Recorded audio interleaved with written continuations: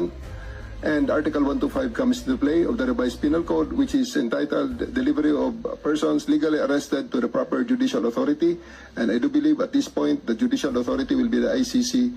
Therefore, I have to abide with that Article 125 of the So revised inaamin penal code. mo warrantless arresto. Kasi yung Article 125 ng RPC does not apply kung may warrant. So inaamin mo walang warrant. At the many stages, ma'am, all the many other, Hindi, among make other up your laws. mind, General Torre.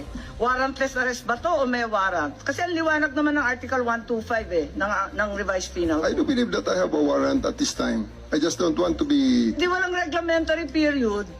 Mamili ka. Kapag warrantless arrest, edi may period. Kapag may warrant, walang period. Just the same, ma'am, I have to deliver Hindi him to the pareho judicial yun, proper authority. kapatid. Hindi magkapareho yun. The reglementary period only comes into play when